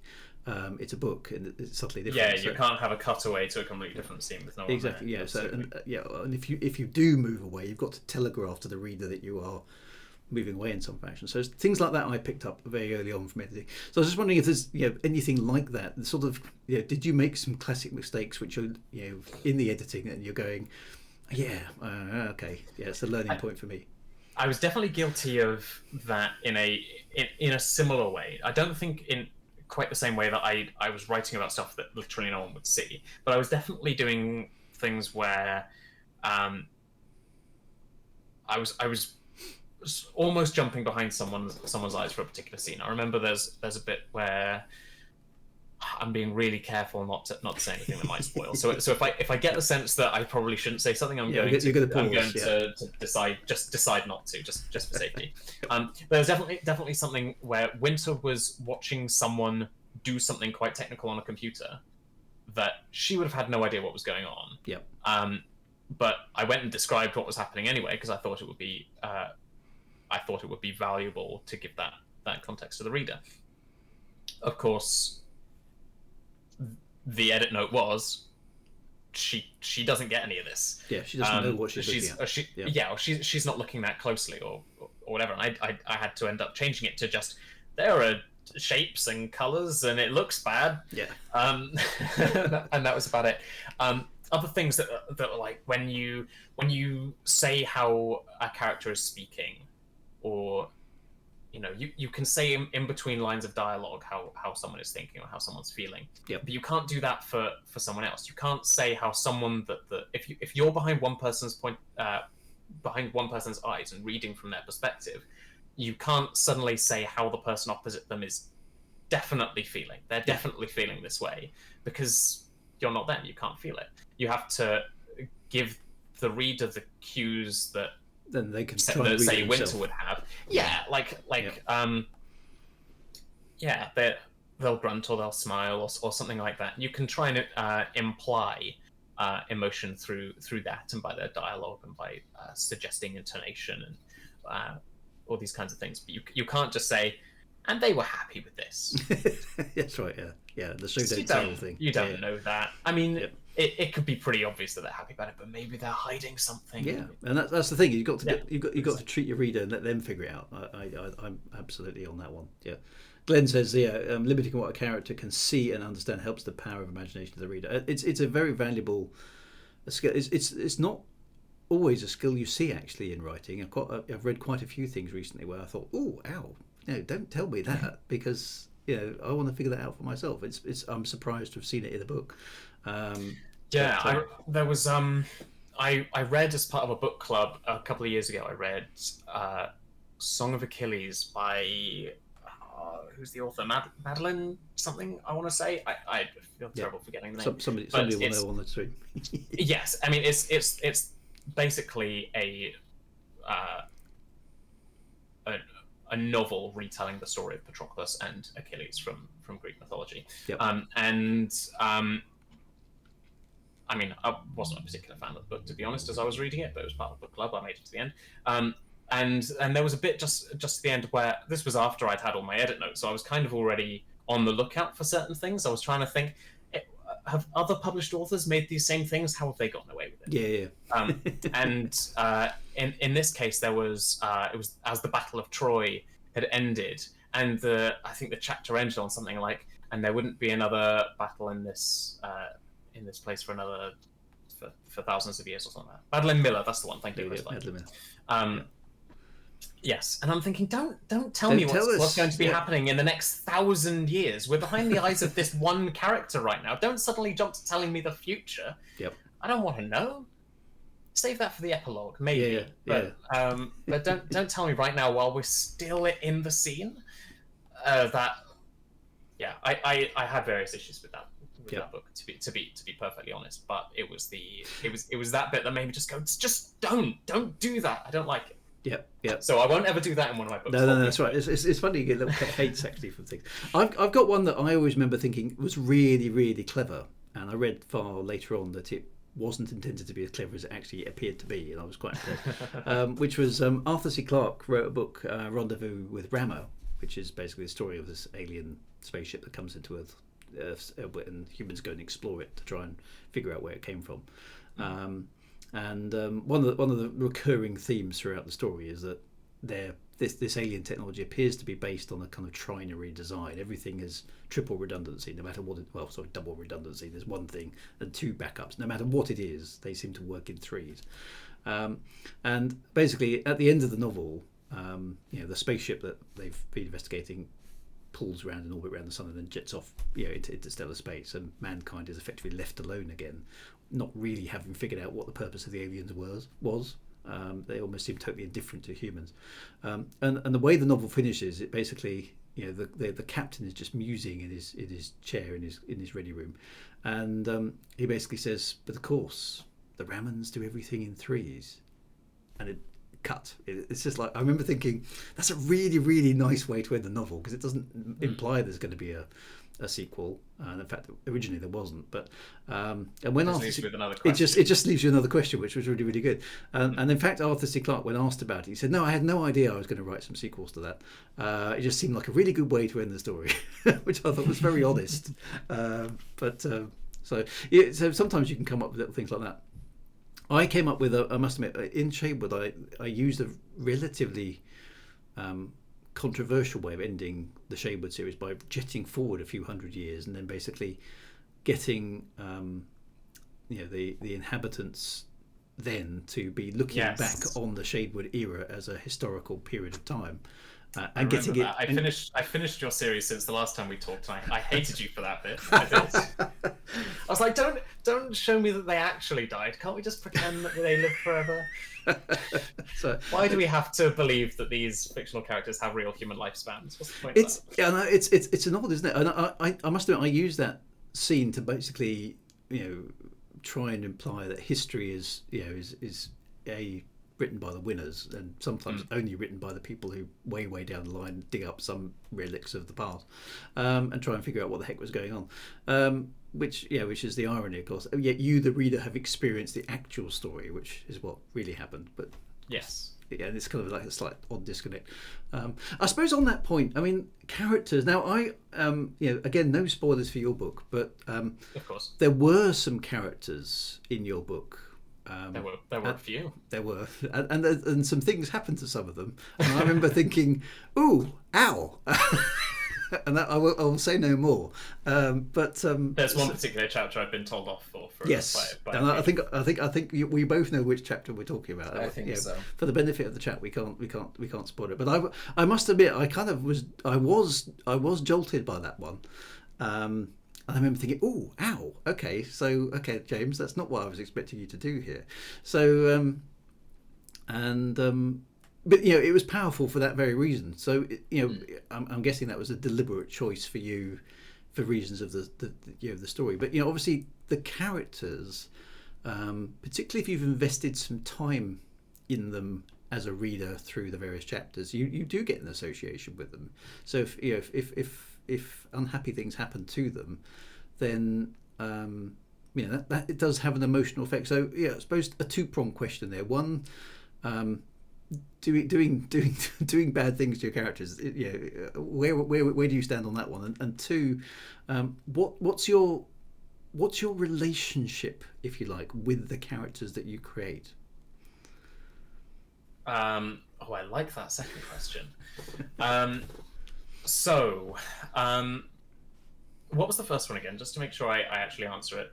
So it's the kind of, I suppose, the process you go through in terms of creating the characters. You're asking your readers to invest a lot of time in them, and yet obviously bad things then happen to them. So how does that go in your head as a writer? Well, I don't think that character death should just be. I mean, to be blunt, we're talking about character death. Yep. I don't think that it should just be there for shock value and nothing else. I think that it serves a poignant purpose in the story, and I think that it generally should. That it's there for theme. It can be there for character development. It can just be there to set a tone. Yep. But I don't want it to just be there because you didn't see that coming. Anyway. Yeah, that's right. Just the kind of Game of Thrones style. Yeah. Yeah. So when I set out on the reality exchange, I had characters in mind from the beginning that I decided I'm making this character for the purpose of them dying later on. Right. It wasn't just because I wanted that character in the story, and then I decided later on, actually, wouldn't it be nice if I shot them? There's that every character should serve a purpose in the story, and if that purpose is for them to die, then that's the purpose they have to serve. Yeah. And of course, I have to make that still mean something when it happens. Yeah. So you have to spend a bit of time with them. You have to give the reader a reason to be invested in them. If you can drum up a bit of mystery about them as well, so it comes as a bit of a surprise. Like why? There are questions. They're never going to be answered now. Why? Yes, but why? it's the sense sort of no. Yeah. Yes, it's to go back to Firefly. It's Shepherd Book. It's there's so many questions you have about that character, and they're never going to be answered because he dies before that can happen. Yeah. Spoilers for Firefly. Just in case. Sorry, you've had time. Yeah, exactly. How long is long enough? That's the question, isn't it? But yeah, I know what you mean. I mean, and in this particular example, the one we're talking about, I mean, I remember thinking, oh, I generally didn't see that coming, because it wasn't what I expected to happen at that particular point in the story. So it was quite a surprise, and I thought that was good because it's good to catch people off guard. And I think it reinforced for me, what I was taking from it is okay. The person who's at the other end of that equation clearly means business as a result of what's just happened. So it reinforced that to me. Okay, right, yeah. So they're prepared to do that kind of thing. And you need to reevaluate their actions, therefore, in light of the fact that they've done the thing, which I think is good writing. So I was surprised, but kind of like, okay, right, now we know where the antagonist is, which is good. But in a way, it was sort of meant as a surprise, and it sort of wasn't. Like I say about a chapter being a story in itself, there is time in that chapter to realize what's going to happen and to sort of not come to terms with it necessarily, but for it to build up to it rather than just it suddenly happened. Yep. On the point that Commander Terra Firma makes about the reality of death in the real world, particularly in war, can be abrupt and pointless. I completely agree, but that still has a purpose from a storytelling perspective. Yes. Right? If you're trying to make the point that loss of life can be pointless, in a way that can be a point as well, and it can still be a poignant moment in the for when that happens. But from a storytelling perspective, life shouldn't be cheap, I don't think. No, I tend to agree. Particularly for named characters. Yeah, because if you've, I think you've got to be aware as a writer, if you've got some people who've invested some time in your character, i.e. they've gone through some character development with them, and then that character is lost as part of the thing, that's got to have some sort of emotional impact. So I think as a writer, you've got to be aware that people might be rooting for your character, and then will suffer a certain amount of emotional kind of response, given that the character has died. So and the pointless death, it's unusual that death occurs in a vacuum, and I mean a vacuum in a metaphorical sense, not literal sense. Somebody dying will have an impact somewhere else to somebody. Yes. You would have thought, and then whether the story follows that particular thread or not, I think is interesting. I mean, certainly I've had a lot of feedback from my final Shanewood novel, which has probably been out long enough that not too many spoilers left, but and I had planned the demise of one of my key characters right from the start. I knew what was going to happen. That death was absolutely pegged in because it was just one of those things. But of course, nobody else other than me knew that until the end. And the reader response I've had has been quite surprisingly profound. People have come back to me and basically said, "I'm just wrecked by the ending of this story. I am emotionally, a bit beside myself. I've had to put your book down. I'm not going back to it for a little while."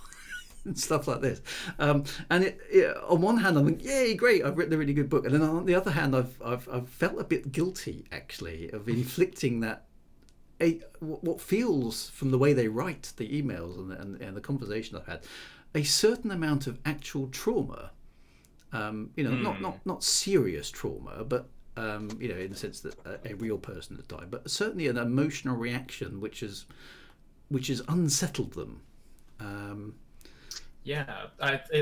don't think it's particularly rare for people to, as they're enjoying any media really, as they're enjoying characters and getting to know them and becoming attached, that it can start to feel in some ways like a real relationship. And if that comes to an end abruptly, I think that there is a sense where there's a point to which people will have to mourn that loss. I think that it depends on the person how significant that loss might be, but I think that it can be very real for sure. Yeah, and so that leads you on to that second half of the question. So, in constructing characters like Winter and so on and so forth throughout your novels, your relationship with them, you've crafted these people, and then you put words in their mouths, and their you make their actions. Some of them don't make it to the end of the story, and etc. etc. What was the impact on you in generating those characters? I think all of them. I know that I've heard various people say that they base characters on other people that they've met, people that they know in real life.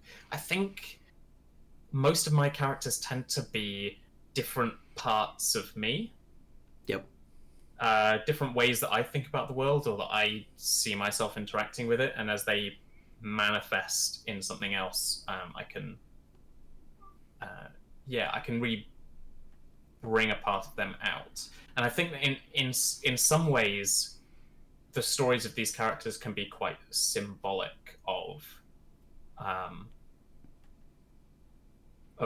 myself and the way that I think about aspects of my personality. Not to say when I'm killing a character that's like dark thoughts or anything like that. That's not necessarily what it is. By the way, just to reassure you, no, absolutely not.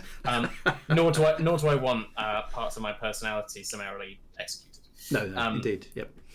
But no, I think it's just interesting to sort of watch them play out in that way, and they can have quite different views on what's going on. I like to think that I like to try and see different aspects of life from as many different perspectives as possible. Yep. And if I'm able to split that out into lots of different characters, I take that as a manner of success in that domain. But these characters do definitely feel like a part of me in some way. I started trying to just last night. I was trying to wade back into the world of trying to write for these characters. After trying to spend so long actually plotting something out, I thought I'm just going to try and write something with these characters. It doesn't necessarily have to actually be used in a story, but I just want to put these characters in a scene and feel my way back into writing for them. And it was incredibly natural. And I didn't have to remind myself of any notes or read back on the first book, or look back on character biographies or anything like that. I just said, right, Winter talks like this, Haley talks like this. Yeah. And they just started within moments feeling like real characters to me again. Almost like a friendship kind of renewed, but left for a little while or something. Yeah. They feel like people I have known for a long time. Yeah. It's interesting how real some things like that can feel. I mean, I must admit, by the end of Shanewood, I'd got to the point where I'd start having dreams about them, and so I'm not sure if this is healthy at this point. And maybe I've delved too deep, and I need to back out. Otherwise, I'm going to awaken a Balrog or Moria or something. But it's fascinating to me that a character that doesn't exist. I mean, they're just words on a page. Can, through the process of the imagination of people like us who are writing them, to the process of people, like people on this stream who are reading them, and they'll imagine them in ways that we didn't construct them. That shared imaginative kind of continuum of things, creates in human beings this emotional link, and you get. I see a lot of people, not just my work, lots of other things, where you're getting readers basically saying, I just like spending time with these characters much more than I do with people in the real world, which I'm not sure is entirely healthy, but I see a lot of it. Maybe not. That's quite funny though. When you realise you have the ability to create, characters that people really care about in a genuine emotional way, suddenly there's this sort of sense of responsibility of tread lightly here, because I'm dealing with people's emotions. I don't know, it just seems like one of those magical but quite powerful, and you kind of have to think about it responsibly, powers that writers have, I suppose. Absolutely. And I mean, so obviously, I wrote the reality exchange thinking that was going to be the end of the story. Some things have changed, but generally speaking, the story must go on. And now I'm kind of in this position where I wrote some characters to live, and now I have more story, and I have to figure out what their role is going to be in that story. And I think that there will come a day of reckoning when I realize that I have grown attached to a character, and actually they need to go. That's going to be even harder. And so I think that it will come back on me at some point as well. But I love what you said about different people reading the story and imagining it in different ways and seeing different versions of these characters to what I might have written or what you might have conceived. Actually, it was one of the foremost thoughts I had when the reality exchange was coming to publication, and we were discussing the front cover. I had a few. I didn't really know what the front cover was going to look like, but I had a few stipulations. And one of them was cannot show any character's face, right? Because I don't want to tell the reader. I don't want to explicitly say this is what that character looks like. I can describe it, and obviously we've got that's Winter on the front cover there, and you can see the back of her, which is just enough to tie in with what the book suggests that she should look like. But I don't want to dictate to the reader what any character should look like or how any of them should be, besides what the story needs of them. Because I don't want to rob anyone of their headcanon, I suppose, for lack of a better word. That's interesting. I mean, I generally tend to follow the same thing. I do put a little bit of description in to give the readers, I suppose, a sort of frame for the character, but nothing much more than that. Yes. And I you don't want to overload with description anyway, but some parameters, I suppose, as to kind of outline the character. But that's quite an interesting thing as well. That so that the cover actually is also. It's done by our mutual friend Ramon, who was with us a couple of weeks back. Absolutely. And so he did the cover for you. So did you have an idea of what you wanted on the? You say you didn't specifically want to define the cover, and I remember there was a conversation I think on Twitter between you about no spaceships, or there wasn't going to be spaceships or something along those lines. So I had a few specific points that I wanted to bring up. I tried to go back through my emails the other day and find our dialogue about this, because I think we went through 3 completely different designs for the cover, and this was the third, minus a couple of tweaks. The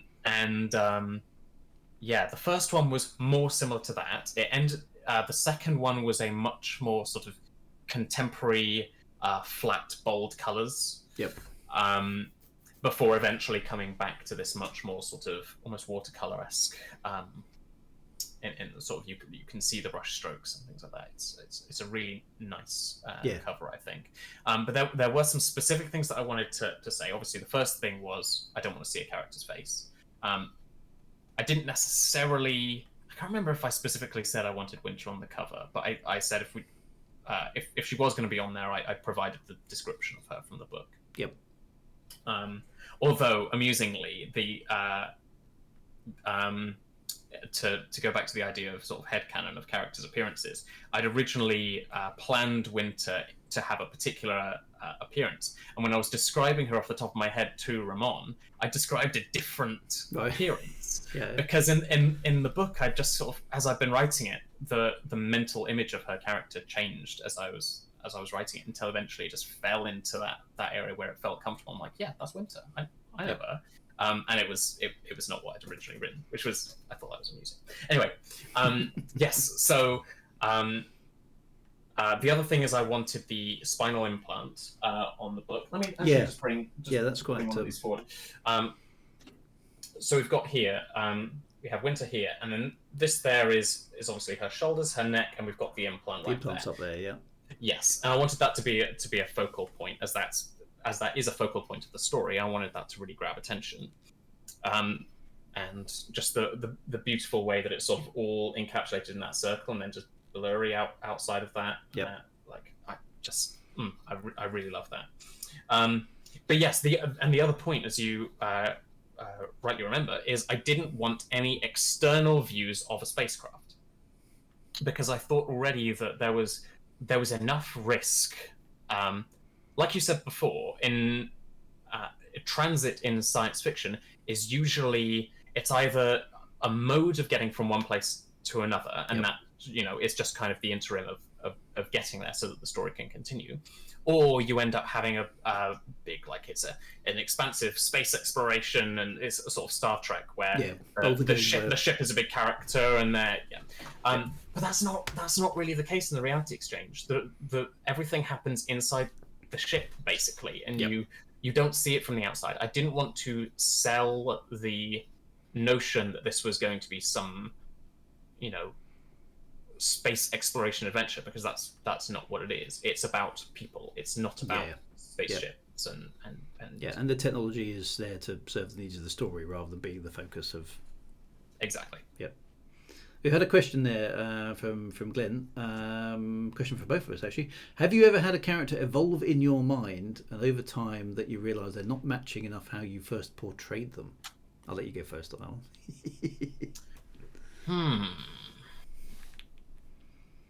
That's an interesting question. I'm not sure I've ever had anything quite to that extent. I think I've always had a strong enough feel of how a character should act in a given situation that it's felt like them. I think more of a challenge is when the a chapter requires them to do something, and I start writing and I go, this isn't working, because it feels like I'm betraying the character that they are supposed to be. Yeah, and you got to stay true to what their ideals are, their previous. Exactly.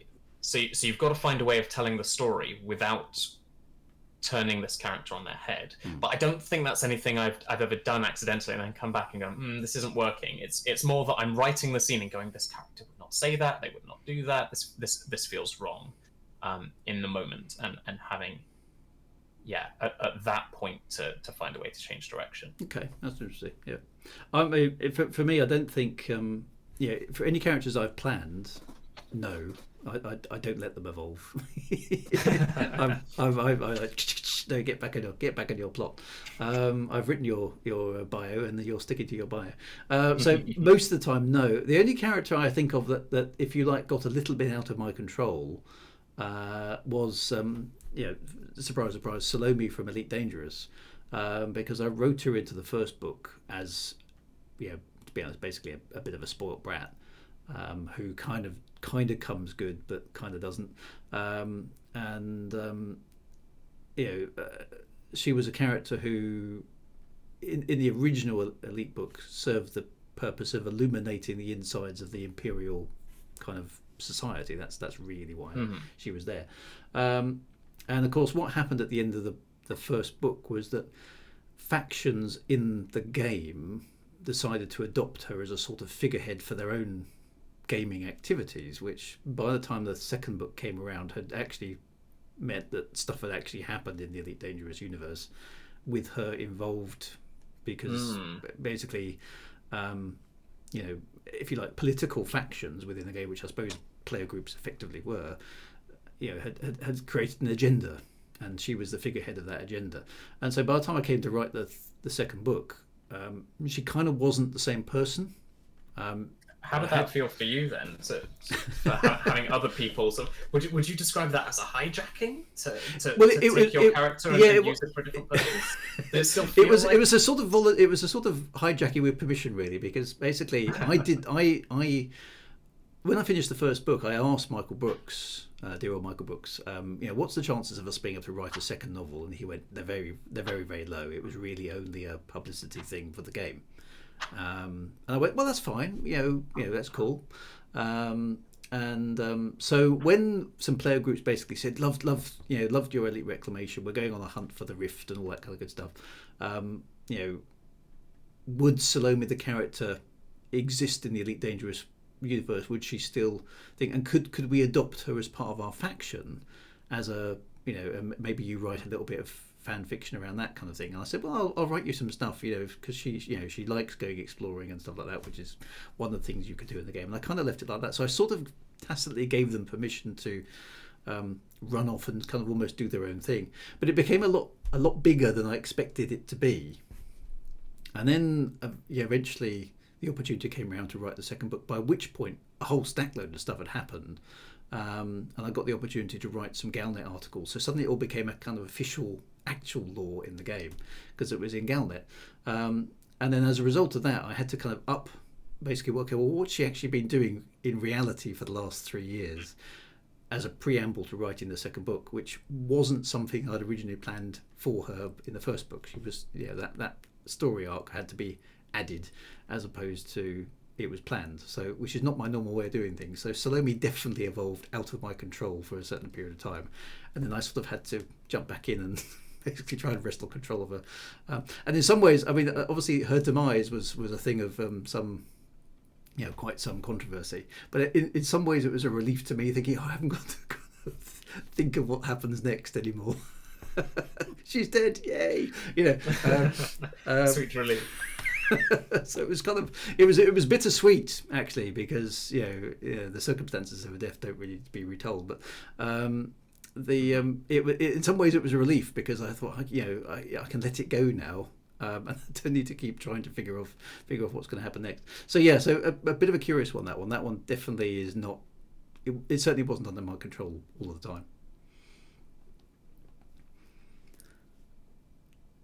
So that's good. Right, so I suppose we should, dare I say, start thinking about wrapping up. So I suppose a few more questions from me then. Sure. Regarding the reality exchange. So we've touched on little things about characters. We've touched on death. We've touched on the condition of the world today being of influence to the story that you wanted to tell. Is there a message in your book, subtle or otherwise, that you are you've kind of placed in there, or is it just an adventure story that you felt you needed to tell? Is there anything like that going on? It's primarily just a story I wanted to tell, and I wouldn't consider myself a particularly preachy person, but I definitely like to weave themes in there. I think that it helps the story feel a bit more whole when I've got something at the start that I can anchor onto. When I come back to the end, I can sort of be reminded of that, and it feels like it brings the whole thing together for me.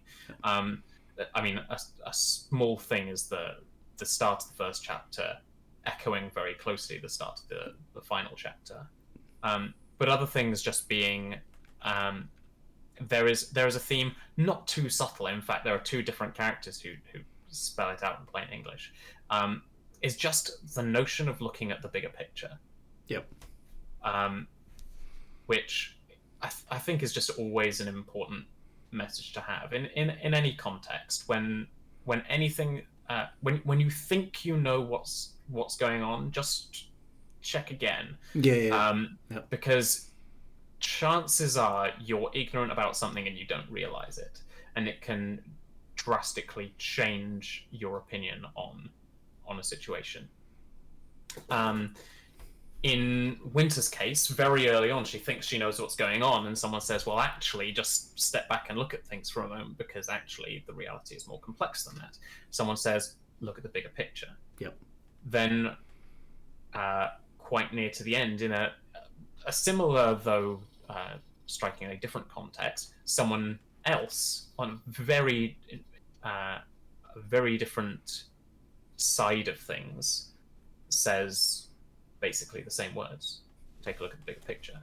And I think that it's when that's told to her, it's always in a capacity that would change her view of things. I don't know that she would necessarily accept it as suddenly switching from one point of view to another.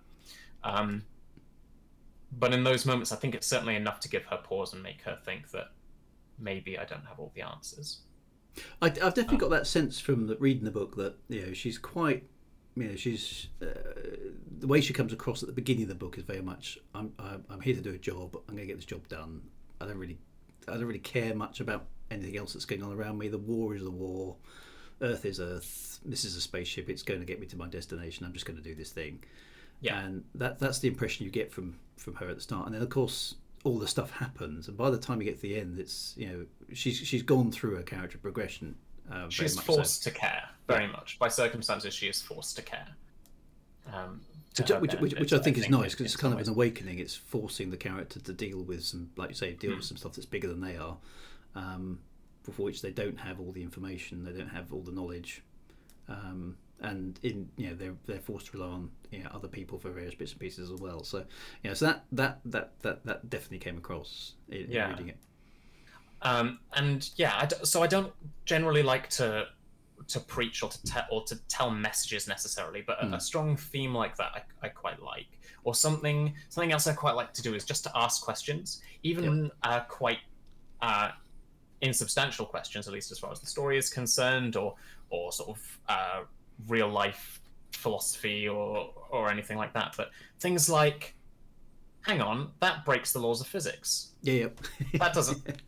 But it doesn't matter. We'll leave it there, and then we just kind of don't. We don't need to talk about it past that point. We can just acknowledge that it's weird, and then we can move on. But if the reader wants, they can think about the possible ramifications of that. And it's not lost on me that that's a thing. We're particularly in Superspace, we're dealing with a situation where things work differently, and we know that it works differently, but we don't necessarily know what that means. And it's not important to the story, so we won't revisit it. But we'll just say things are weird. Sometimes it's worth not explaining things, isn't it? Because it kind of just leaves the reader to kind of fill in the blanks, which is not necessarily a bad thing. Yeah, I quite like that. I quite like finishing a book and going, well, that all ended well. That all tied off. Yeah. Wait, hang on a sec. What about? Yeah, exactly. I quite like that. Yeah, no, that's good. That's good. Okay, so one last question then, James. One last question. Your aspirations as a writer. Where would you like it all to go? I mean, do you see yourself as a stream of trilogies or quadrilogies or a big long series of books? Do you see yourself as it gets turned into a movie or a TV series, or what would you like to happen, and where would you aim? Let's say in the next 10 years or so. I always want to be a storyteller of some kind. What form that takes, I don't know. But I always want to be telling stories, and I do love writing. Whether that means I'm writing novels or I'm writing video games, whatever that happens to be, I just want to be telling stories. In the short term, I certainly want to be stretching in every direction, just kind of see what sticks. I definitely want to keep writing novels. I'm definitely not done with the Reality Exchange. I definitely want to finish there. But I do have other aspirations as well in that area. I have been asked before, being a game developer, I do get the question, do you think the Reality Exchange would work as a game? In this case, I don't think so. I certainly wouldn't see a direct adaptation from one to the other because it's not really that kind of a story, but maybe something in the same world, who knows? But I do think it would work quite well as a film adaptation, and I would love to see that if that ever found its way to my inbox. Yep. Yeah, you never know. You never know who may be listening. Yeah. Yes, indeed. But yes, I would love to do that. In terms of the short term, so as I mentioned earlier, I do want to follow up on the Reality Exchange. I do want to write a sequel. I have lots of little scenes in my mind that I'm like, I'm definitely using that in some way. Yeah, It's just too cool not to. I think Yeah. I even have a placeholder or potentially final title in mind, which is kind of the opposite of what I did for the Reality Exchange, where the title is the very last thing to happen, much to FBP's annoyance, I think. So what's this book going to be called, James? Yeah. Yeah, I said untitled novel synopsis. Here you go, and they're like, "This is very strange." Yep. But yes, as I'm feeling my way back into this world as well, and trying to sort of grease the wheels and keep things moving, I've had another idea as well, which was a sort of anthology of stories set in the world. And bear in mind, so none of this is confirmed, and I'm not saying this is definitely going to happen, but these are ideas that I'm sort of considering and might potentially do something with. But if anyone's familiar with the Star Wars anthologies called From a Certain Point of View, it's it's where they would take random background characters from the classic films and just tell a story from their perspective, whether it ties in with the film or whether it's something they did when they got home or just some random thing like that. So it would be like a random stormtrooper or the guy who owned the cantina or something like that, which just might fill out the world a little bit. But I think mostly for me it would be to try and just develop the world a little bit more, make it feel that little bit more real and bit more lived in and substantial, and just to help try and get rid of that pesky block I've got on that sequel. So or maybe I'll revisit it after the sequel, so that I it's a good strategy actually. Just doing some writing is a good thing. It doesn't always have to actually lead necessarily anywhere, but exactly, keeps things moving. For sure. Good. I've got some characters in mind from the first book that I wouldn't mind revisiting. And then I've also got one other completely separate to this. I've got another story that I'd like to write at some point, which I won't say anything about at this point. But it's of a completely different sort, really, but still tonally very similar, and definitely a character-driven story. One where probably the whole world is not at stake. When we're focusing more on the trials and tribulations of one particular character and what they personally find important. That's cool. Sean's asking, on the subject of making the book into a film, how do you think you would react to a director or the screenwriter fiddling with your work? Such a thing. Yes, I recognize that to some degree. Alterations need to be made in order to make a story fit for adaptation into a different medium, because I mean, like you alluded to earlier, we'll if Elite Reclamation were to be made, we probably would get a shot of that cargo bay being shaken up.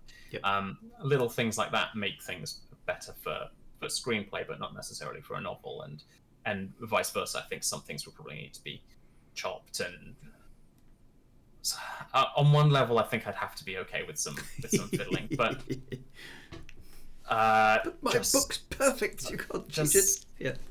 I would have to see the scope of it first and figure it out, and then if it was really substantial, I might just have to say, fine, do the film, but I'm disowning it.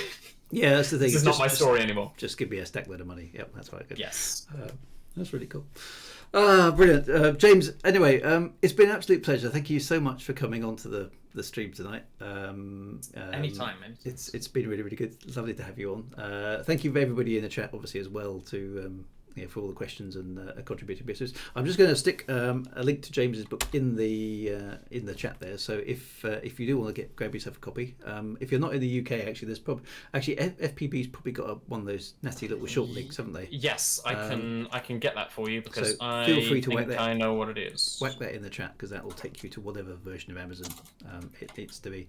So that's really good. Jace the Bass, always good to see you, Jace. Good to see you there. Thank you very much for the comment.